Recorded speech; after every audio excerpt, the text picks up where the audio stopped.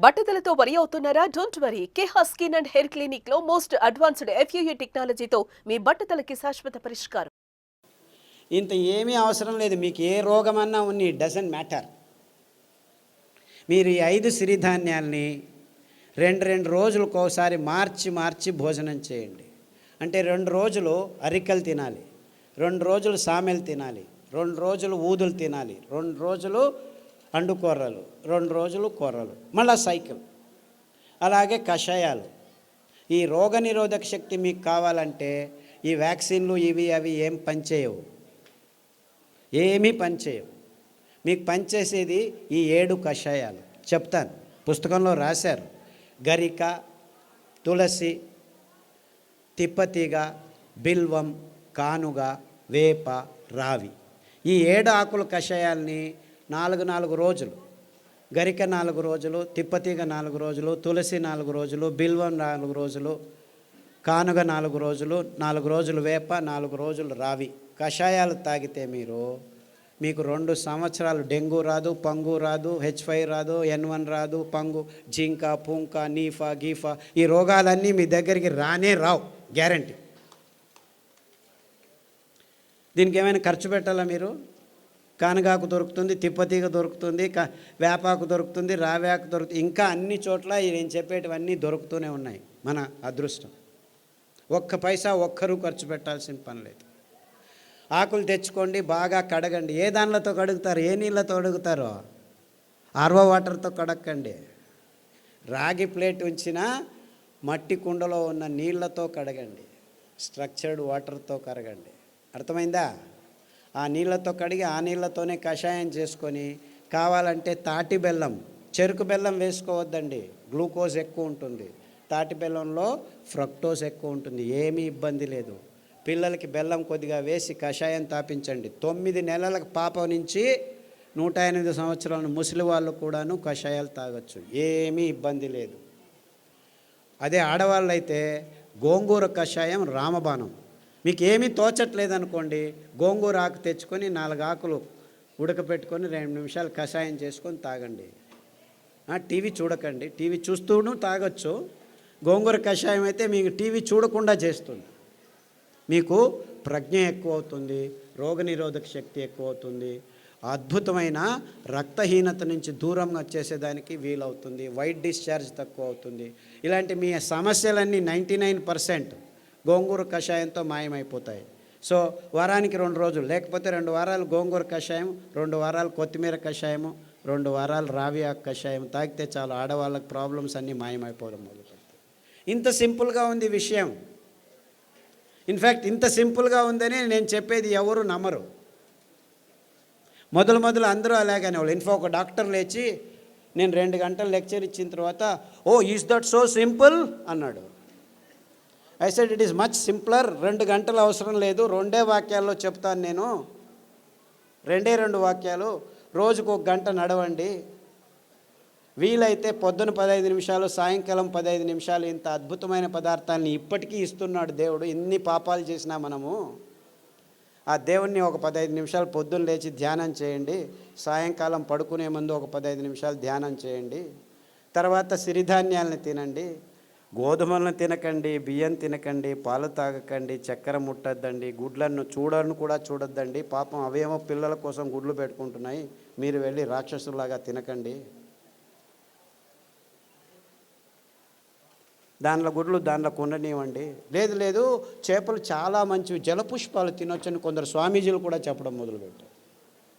దాంట్లో మీకు దొరికేది పాదరసము, మెర్క్యూరీ తప్ప ఇంకేమీ దొరకదు, అంత భయంకరంగా ఉంది. బుద్ధిమాంద్యం పోదు కదా, బుద్ధిమాంద్యులు అవుతారు. మీ పిల్లలు బుద్ధిమాంద్యులు కాకుండా పుట్టాలంటే కొర్రలు తినండి, అండుకొర్రలు తినండి, అరికెలు తినండి, సామెలు తినండి. అరటి బోధ కషాయము, పసుపు కషాయము గర్భిణిగా ఉన్నప్పుడు తాగండి, పిల్లలకు తాగించండి. మీ పిల్లలు బుద్ధిమాంద్యులు అయిపోయి సూక్ష్మగ్రాహీలు అవుతారు. ఇన్ఫ్యాక్ట్ ఫిట్స్ వచ్చి కత్తి చాకు తీసుకొని చంపేస్తాననే పిల్లవాడు, ఆ తల్లిదండ్రులు కత్తి చాకు తీసుకొని చంపేదానికి పోయే పిల్లవాడు పసుపు కషాయము, రావి ఆకు కషాయము, శుంఠి కషాయం తాగిపించి కొర్రలు తినిపించడం మొదలు పెడితే ఇప్పటికి 12 సంవత్సరాలైంది. 10వ తరగతి ఫస్ట్ క్లాస్లో పాస్ అయ్యాడు. ఇలా వందల కేసులు ఉన్నాయి. అంటే ఫిట్స్ కోసమని టెగ్రిటాలు, వాల్ప్రోయిక్ యాసిడ్, ఫ్రీజియం ఇవ్వడం మొదలు పెడతారు పిల్లలకి. ఆ మందులు తీసుకుంటూ పిల్లలు బుద్ధిమంతులు అయిపోతారు. ఫిట్స్ రావు అని చెప్తారు, అయినా వస్తూనే ఉంటాయన్నమాట. అలాంటి వాళ్ళందరికీ కొర్రలు తినిపించి ఈ కషాయాలు తాగిపిస్తే 6 నెలల్లో ట్యాబ్లెట్లు మెల్లిమెల్లిగా ఆపు చేసి ఇప్పుడు హ్యాపీగా ఇంట్లో అందరికీ సహాయం చేసుకుంటూ బాగా నడుస్తూ ఏ ఇబ్బంది లేకుండా మాట్లాడటం తెలియని వాళ్ళు కూడా మాట్లాడడం మొదలుపెట్టారు. అది 15 సంవత్సరాలు 20 సంవత్సరాల తర్వాత. అంతవరకు మాటలు అనేది తెలియని పిల్లలు కూడాను ఇప్పుడు మాటలు నేర్చుకుంటున్నారు. ఇలాంటి అద్భుతమైన విషయాలు ఈ ధాన్యాల్లో, ఈ కషాయాల్లో ఉన్నాయని చెప్పేదానికి నాకు చాలా చాలా సంతోషంగా ఉంది. అర్థమవుతుందా? It's very simple, very very simple. ఇంత సరళమైన అద్భుతమైన ఆరోగ్య రహదారిని మేము నిర్మించాం. ఇంకా బాకీ ఉంది ఏమిటి? మీరందరూ అందులో నడవటం మాత్రమే. అంతే. అందరికీ ఆహ్వానం, ఆరోగ్య రహదారిలో నడవండి అని మా విన్నపంతో మీ అందరికీ వందనాలు. సిరిధాన్యాలు తింటే అరగట్లేదు అని దీనికి 2 కారణాలు ఉన్నాయి. మీరు పొద్దున్న సిరిధాన్యం ఇడ్లీలు తింటే రాత్రి వరకు ఆకలి కాదు.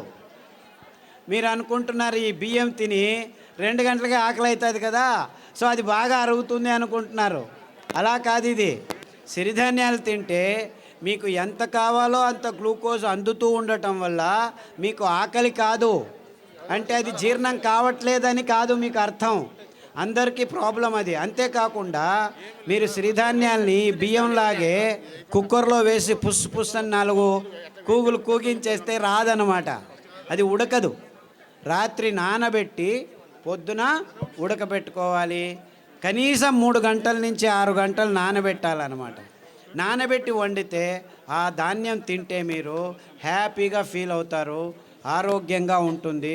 సిరిధాన్యాలు చిన్న పిల్లలు 9 నెలల పిల్లలు కూడాను జీర్ణించుకోగలరు, ఏమీ ఇబ్బంది లేదు. కానీ మీరు వంట వండే విధానంలో మార్పు రావాలి. నానబెట్టి వంట చేయాలి. హలో సార్, మేము డయాలసిస్ పేషెంట్.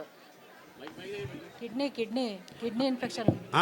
హలో, కిడ్నీలో చాలా రకాలైన ఇబ్బందులు ఉన్నాయి. ఒకటి, కిడ్నీలో రాళ్ళు రావటం, కిడ్నీ నుంచి యూరిక్ యాసిడ్ ఎక్కువ ఉండటం, క్రియాటినిన్ ఎక్కువ కావటం, డయాలసిస్కి పోవటం ఇలాంటివి. తర్వాత ప్రోటీన్లు ఎక్కువ కారటం, లావుగా ఉండిపోవడం, ముఖంలో వాపు రావటం, ఇవన్నీ కిడ్నీకి సంబంధించిన రోగాలు. కాలు కూడా ఇంత లావు నీళ్లు ఊరుకోవడం, ఇవన్నీ ఇబ్బందులకి చాలా సరళమైన పద్ధతి. అరికెలు 3 రోజులు, సామెలు 3 రోజులు గంజి రూపంలో తాగాలి.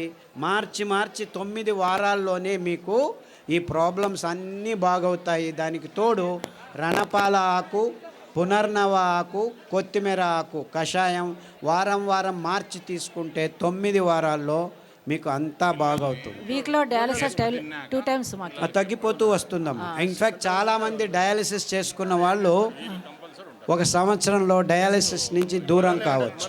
Thank you sir. అండుకొర్రలు, బోధకాలు రోగం ఉన్న వాళ్ళు అండుకొర్రలు ఒక 3-4 సంవత్సరాలు తింటే బోధకాలు మెల్లిగా బాగవుతూ వస్తుంది. దానికి తోడు జామ ఆకు కషాయం, రావి ఆకు కషాయం, సాదాపాకు ఆకు కషాయం తాగాలి. బోధకాలు ఉన్న వాళ్ళకి అండుకొర్రలు 3 రోజులు, మిగిలిన ధాన్యాలు 4 ఒక్కొక్క రోజు తినాలి. సార్ నమస్కారం అండి. సార్ ఇక్కడ సార్ ఇటుపక్క సార్ చెప్పండి సార్. నా భార్యకి 4 సంవత్సరాల నుంచి ఒక వ్యాధి ఉన్నదండి. ఆమె ఉదయం పూట సరిగా పండుకోదండి. రాత్రి పూట పడుకున్న తర్వాత మళ్ళీ తెల్లవారుజామున లేదండి. ఆ రాత్రి తెల్లవారుజామున అట్లా 2 రోజుల వరకు అలాగనే నిద్రపోతుందండి. లేస్తే తల తిరిగి వెంటనే మళ్ళీ కింద పడిపోతుందండి. ఈవెన్ పక్కన ఉన్న బాత్రూమ్ దగ్గర నుంచి మంచం దగ్గర రావడానికి కానీ తను నడిచే శక్తి లేక చిన్నపిల్లలాగా దొగ్గాడుకుంటూ వచ్చి మంచం మీద పడుకుంటుందండి. లేస్తే మళ్ళీ ఫుల్గా యాక్టివ్గా ఉంటుందండి. ఇది ఎందుకనేది అర్థం కాలేదండి. దీనికి వెర్రి నువ్వుల నూనె, వెర్రి నువ్వుల నూనె 2 వారాలు, నువ్వుల నూనె 2 వారాలు. ఉదయం లేచిన వెంటనే పడిగడుపున తాగించాలి. దానికి తోడు మారేడు ఆకుల కషాయం, బిల్వపత్రం కషాయం అంటారు. మారేడు బిల్వం 2 ఒకటే. గరిక కషాయం, పసుపు కషాయం, సాదాపాకు కషాయం. వారం వారం మార్చి తాగించండి. అండుకొర్రలు 3 రోజులు, మిగిలిన ధాన్యం ఒక్కొక్క రోజు. ఇలా తినిపిస్తే 6 వారాల్లోనే తేడా కనిపిస్తుంది. 6 weeks all that it takes. 6 నెలల్లో పూర్తిగా బాగవుతుంది. రక్తపు క్యాన్సరు, గర్భకోశం క్యాన్సరు, మెదడు క్యాన్సరు, ఎముకల క్యాన్సరు, ఇలా 14 రకాల క్యాన్సర్లు పుస్తకంలో పట్టీలో రాశారు. దాంట్లో ఉన్న ఆహారం, కషాయాలు వాడితే 6 వారాల్లోనే తేడా రావటం జరుగుతుంది. 6 నెలల్లో చాలా మటుకు మీకు గుణముఖులు అవుతారు. సార్ నాకు ఒట్టిగో డిజినెస్, తల తిరగడం, మళ్ళీ ఇది ఒకటి ఉంది సార్, ఇది బ్రెయిన్ కొంచెం. సాదాపాకు కషాయము, పసుపు కషాయము, అరటి బోధ కషాయము. తర్వాత ఈ వర్టిగో ఉన్నవాళ్ళు చాలామందికి ఈ తంబాకు అంటే పొగాకు, సిగరెట్లు కానీ ఈ లోపల నోట్లో పెట్టుకోవడం కానీ అలవాటు ఉన్న వాళ్ళకి ఈ వర్టిగో ఎక్కువగా ఉంటుంది. అంటే మీరు దాని నుంచి బయటపడాలంటే చేయాల్సింది కానుగ ఆకు కషాయం, చమురు ఆకు కషాయం, రావి ఆకు కషాయం. ఈ 3 కషాయాలని మార్చి తాగాలి. అరికలు, సామెలు ఎక్కువగా తినాలి. సార్ నమస్కారం sir. Prostate cancer, lung cancer. ఇప్పుడు ఏమైందంటే లంగ్లో క్యాన్సర్ వచ్చింది, రేడియోథెరపీ, కీమోథెరపీ తీసుకుంటారు, అక్కడికి ఆగదు, ప్రోస్టేట్కి వస్తుంది. ప్రోస్టేట్కి తీసుకుంటే ఎముకలకు వస్తుంది. అంటే ఇది క్యాన్సరు ఇక్కడుంది, అక్కడుంది అని కాదు. క్యాన్సర్ మొత్తం దేహంలో ఉంది, ఒక్కొక్కసారి ఒక్కొక్క చోట బయటపడుతుంది అని అది అర్థం చేసుకోవాలి. కాబట్టి అన్ని క్యాన్సర్లకు మూలం ఒకటే. అందువల్ల మీరు పారిజాతము, రావి ఆకు, జామాకు కషాయాలు అన్ని క్యాన్సర్లకు బేస్గా ఉండాలి. ఈ 5 ధాన్యాల్ని 2 రోజులు తినడం మొదలు పెట్టండి. 6 వారాల నుంచి 6 నెలల్లో మీకు గుణముఖుడవడం మొదలు పెడతారు.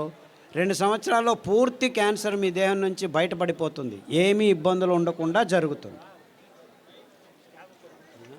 బ్రెయిన్ స్ట్రెంగ్తింగ్ చేసి అదే చెప్పాను కదా, సాదాపాకు, పసుపు కషాయాలన్నీ ఈ నర దౌర్బల్యానికి జరిగినదానికి. తర్వాత నువ్వుల నూనె, వెర్రి నువ్వుల నూనె తాగండి.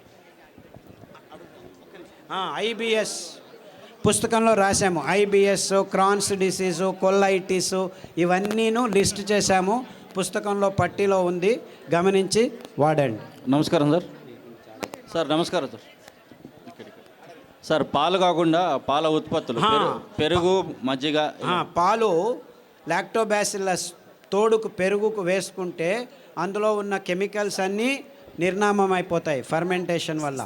అంతేకాకుండా మనకు పాలు, కొబ్బరి పాలు అతి అద్భుతమైన పాలు, అన్ని రోగాలను దూరం చేస్తాయి. నువ్వుల పాలు ఇంకా మంచిది, రాగి పాలు మంచిది. సో మనకు ఒక్క పాలు కాదు, కొబ్బరి పాలు అతి అద్భుతమైన పాలు. పిల్లల రోగాలన్నీ దూరం అయిపోతాయి, రోగనిరోధక శక్తి ఎక్కువ అవుతుంది, జీర్ణశక్తి బాగుంటుంది, మెదడు రోగాలు రాకుండా ఉంటాయి. సో మీరు పాలకు పర్యాయం అంటే చాలా పాలు ఉన్నాయి. కొబ్బరి పాలు, నువ్వుల పాలు, రాగుల పాలు, సజ్జల పాలు, ఇలా 4-5 రకాల పాలు. దానిలో నుంచి పెరుగు కూడా చేసుకోవచ్చు, ఏమీ ఇబ్బంది లేదు. సార్ నమస్కారం అండి. నా పేరు పూల రమణ సార్. ఈ పరిసర ప్రాంతాల్లో మాకు రాగిడి భూములు ఎక్కువ సార్. సో ఈ ప్రాంతంలో మేము ఎక్కువగా జొన్నలు పండిస్తుంటాం. జొన్నలు, రాగులు, సద్దలు పండిస్తుంటాం. వాటి గురించి కూడా మీరు కొంచెం దయచేసి వాటి వివరణ కూడా ఇవ్వాలి. పుస్తకంలో రాశారు తటస్థ ధాన్యాలని.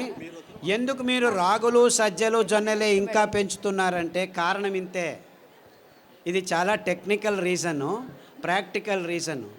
రాగులు, సజ్జలు, జొన్నలు నగ్న బీజాలు అంటారు. అంటే దానిల మీద కవచం ఉండదు. అంటే దాన్ని మీరు మిషన్కి తీసుకెళ్ళి డీహస్కింగ్ చేయాల్సిన పని లేదు. అందుకే